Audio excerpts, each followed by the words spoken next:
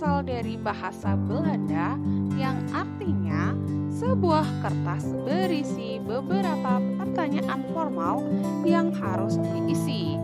Sedangkan teks formulir adalah suatu lembaran berupa kartu atau kertas dengan ukuran tertentu yang berisi mengenai data atau informasi yang sifatnya tetap dan juga beberapa bagian lain yang tidak tetap.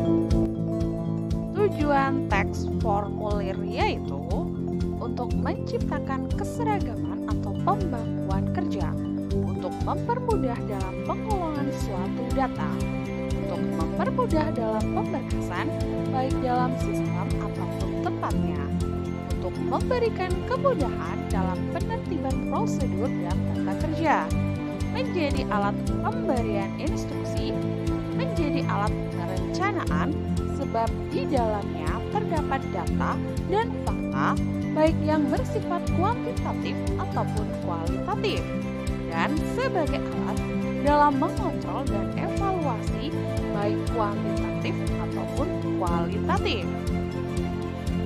Fungsi teks formulir yaitu mencari sebuah informasi tertentu, mengumpulkan data-data yang sama, mengemukakan suatu informasi yang sama pada beberapa bagian yang tidak sama, menjadi sebuah bukti fisik sebagai dasar dari suatu panduan untuk bekerja, menetapkan tanggung jawab terhadap terjadinya transaksi bisnis, merekam suatu data transaksi, mengurangi kekeliruan suatu pesan dibandingkan jika disampaikan secara lisan, dan menjadi media komunikasi antar individu atau bagian atau organisasi.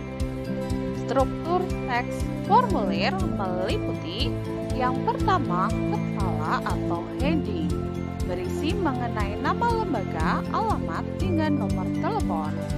2. Instruksi, berisikan informasi mengenai tata cara pengisian formulir dengan tepat dan benar. 3. Badan, berisi mengenai data-data keterangan yang harus diisi secara lengkap.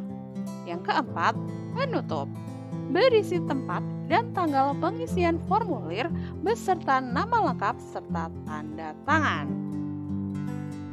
Formulir yang berlaku di Indonesia memiliki ciri khas pada desainnya, yakni dirancang dengan baik agar dapat digunakan secara efisien dengan mempertahankan beberapa aturan umum, yakni menggunakan lembar ganda atau rangkap dan juga disebut carbonless paper.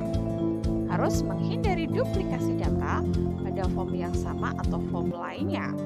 Harus terlihat sederhana dan ringkas, mudah untuk dipahami dan ditentukan tujuan penggunaannya. Sebaiknya mencantumkan nomor dan nama, menggunakan kartu atau ukuran kertas yang standar, menggunakan terminologi berstandar dalam instruksi. Items ada baiknya disusun pada formulir dengan urutan yang tepat. Untuk meningkatkan pemahaman kalian, kerjakan tugas berikut.